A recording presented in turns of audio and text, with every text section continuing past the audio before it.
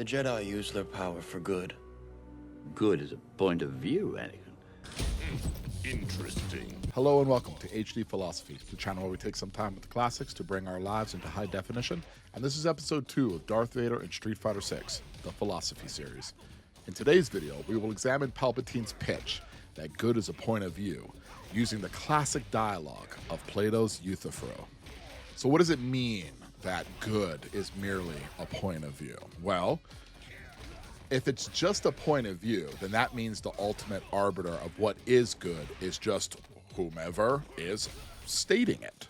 So the ultimate judge of right and wrong is the individual.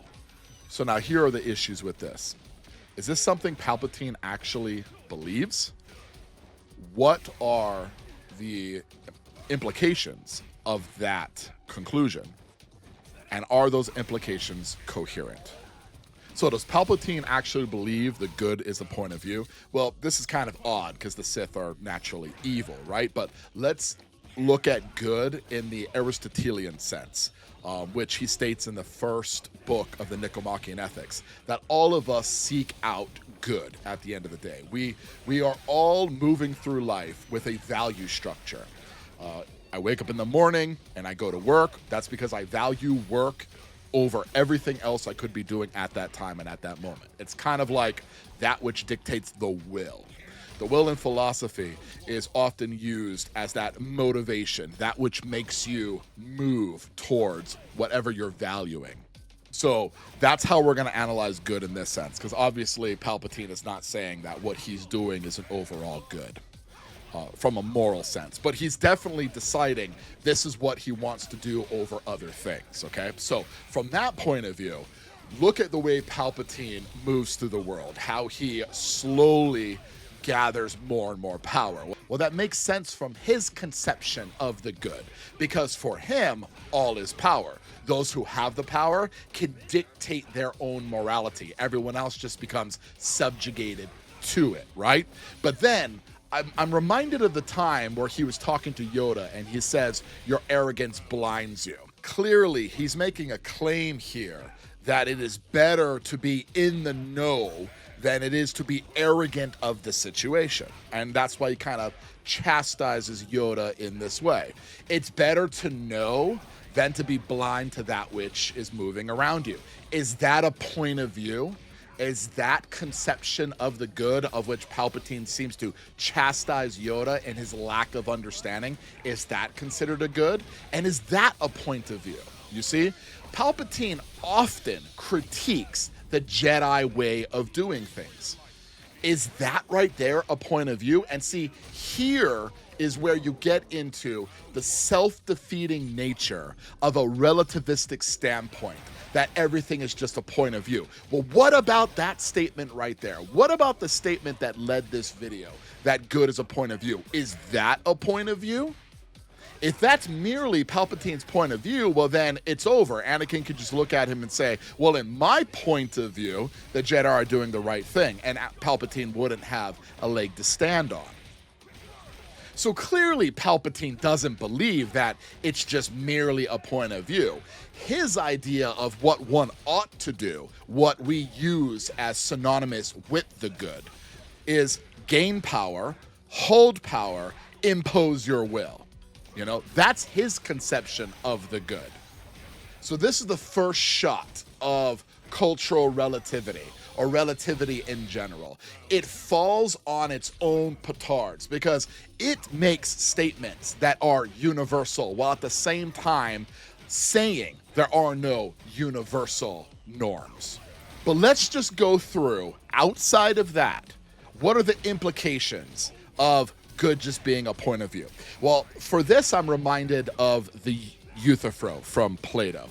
One of my favorite dialogues, because while many focus on the third definition of is it good for the gods because they demand it, or they demand it because it's what's good for the gods, really the movement between the first and second definition is the most powerful movement for against cultural relativity. So let me just explain Euthyphro real quick for those who don't understand the dialogue. In the Euthyphro, there was this brash young lawyer named Euthyphro who was putting his own father on trial. Socrates, just so happens, was walking to his trial where he is put on a trial for impiety.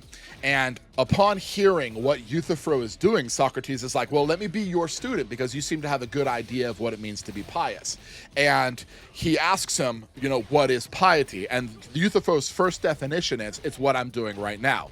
I am trying my father for killing a lowly house servant. And Socrates is like, okay, wait a minute. I'm not asking you for examples of the good. I want an idea of what the good is. And then Euthyphro moves in a second definition to, the good is what all the gods demand. Now, this move right here is spectacular because think about what it means in the first definition, of which, no, all you're going to be able to give me is examples if you use your own point of view. You need to go beyond your own point of view in order to get at the question I'm asking. What is piety?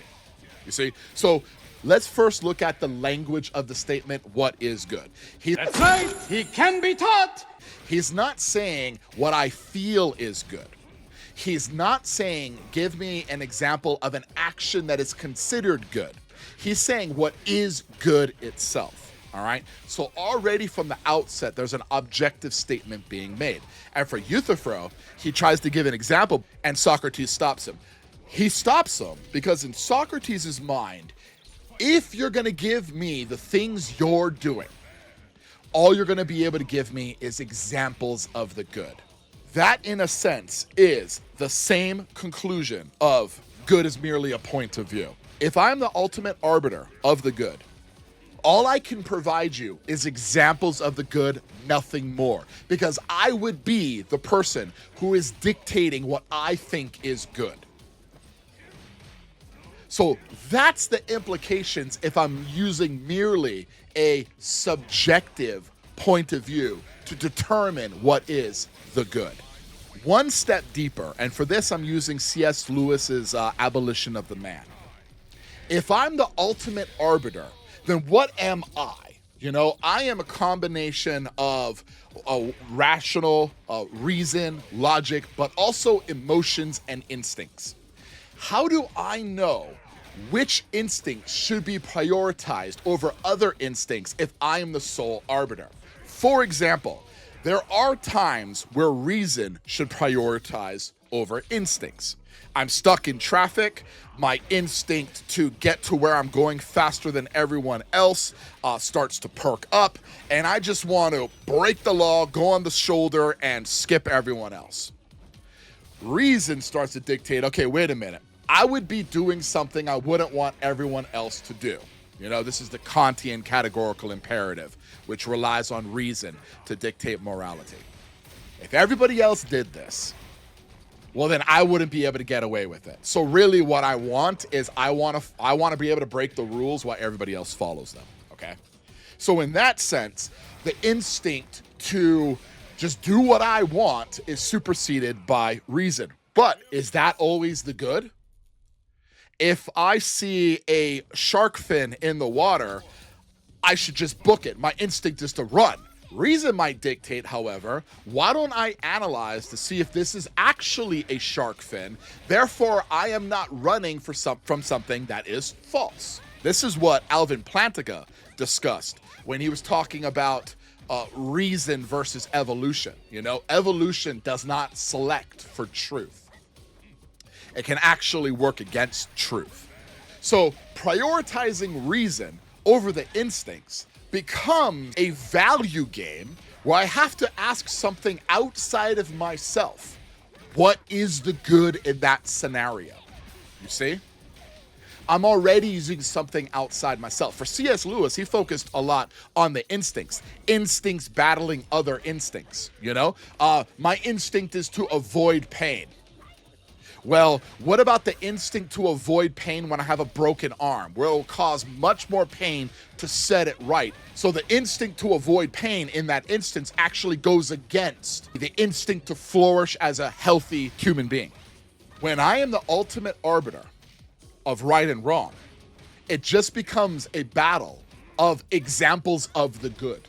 A battle that's arbitrary unless I start using something outside of my own faculties and my own instincts and my own interests to weigh against these things. So now we're in the second definition of the Euthyphro. It's what the gods demand. But here too is a problem. If there are many gods who can dictate the moral good, well, then the moral good becomes arbitrary to whichever god you are sacrificing towards. All of us have a master. All of us have an ultimate aim. It's actually what motivates us in the morning. I have decided my life should be oriented around X. You fill in the blank on what you are aiming towards, and your life orients around whatever blank you have filled in. You want to be a nurse, then your studying, your work, all revolves or is oriented around becoming a nurse. You want to become a famous NBA player, all of your time, your effort, your mind, your skill set, how to improve revolves around that. You want to be an esports competitor, Capcom World Cup winner. Your entire world becomes oriented around that passion, around that goal. Now, what's fascinating about this discussion is that truth itself requires a singular source. If 1 + 1 = 2 in one universe and 1 + 1 = 4 in another universe, there would be no standard of mathematics. You would have to figure out which universe you exist in. Mathematics wouldn't be true in and of itself. It would rely on which universe you existed in. Therefore, truth wouldn't be truth with a capital T, but rather an opinion based on which universe you exist in. This is highlighted in the Euthyphro in the second definition. If you don't have a singular source, monotheism, then truth becomes arbitrary to whatever master you're deciding is the arbiter of that truth. So good would be a point of view. Again, a point of view of whichever master you are deciding to follow. Something Palpatine enjoys, right? Except he said it's just a point of view, not it's the right based on whomever you're following. Because Palpatine obviously disagrees with the Jedi, right? He believes he has the truth of the world. The Sith way of doing things is the right way. So even in his conclusion of truth as a point of view, it doesn't seem to be something even he believes. Because he's appealing to something outside of his own Sith-like philosophy, if everything is relative, to state that his is better. What would better mean? Better would just be a point of view in this sense as well, right? So there can't be two arbiters of truth in order for truth to exist. It's almost like it's a necessary presupposition to have a singular source of truth in order for truth to exist at all. But Anakin is taken by this. And why is he taken by this? Because what Palpatine is offering is an avenue that Anakin believes in more than what he's been told, especially since Padme's life is on the line. He starts to believe in good just being merely a point of view. And when you believe good is merely a point of view, then that which I want becomes the good. You see? Should I sacrifice what I want for someone else? Why shouldn't I just take over an ER like John Q did every time I receive medical news that I don't like? Should I destroy the pillars of law and order when things don't go the way I believe they should? What would society look like if we all adopted this philosophy? This is exactly why Socrates drank the hemlock. He knew that the law was being used against him, but he drank the hemlock anyway, because he believed that law was reason's attempt to curb our natural inclinations. It's a first shot at reason trying to dictate what we all should do. And that was more important to him than destroying the rules that allow society to exist in the first place. Most modern moralists see morality as objective, because even to have a conversation about morality requires adopting objective language. This idea that good can just be a point of view is inconsistent even in its single utterance of that statement. But more precisely, for what is going on in this scene, it is the Sith philosophy versus the Jedi philosophy.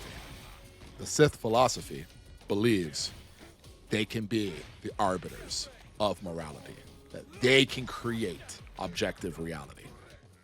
They are the sources of truth. The Jedi, however, elevate the Force above their own interests. There's something greater than them that they follow. In the Sith philosophy, you have a bunch of different arbiters and no conception of truth. In the Jedi philosophy, there is something greater than the Jedi that they follow. This objective form of morality, because it cannot be swayed by each Jedi's interpretation. Because the truth remains consistent, regardless of each Jedi's personal feelings. So there's unity in that. There's a short book entitled Aristotle's Psychology, written by Daniel Robinson, someone who was very important to me both in my undergraduate and graduate studies. And in that book, he states a historic fact that at the time really surprised me, but as I get older, is much less shocking. That at the time of Athens, in their golden age, they believed in objective morality, objective truth. And towards its crumbling, towards its ruin, it adopted more of a subjective interpretation of reality and morality. What's even more fascinating about this is this is also something you see as a hidden boss fight in the Platonic dialogues. He's always fighting against a sophist who doesn't have an objective metric of morality, but rather is just paid to win arguments. While Socrates is searching for an objective form of truth, while at the same time demonstrating that the people he is arguing against claim they know something, but in the end, demonstrate that they know nothing. At the same time, I don't think it's a mistake that the subjectivity of Palpatine that swayed Anakin to eventually become Darth Vader ended up leading to the ruin of democracy and the rise of tyranny. Because if everything is subjective, well then the person who is strong enough to declare their own subjectivity as being superior is inevitably who everybody follows. Thank you for watching HD Philosophy. Like, share, and subscribe.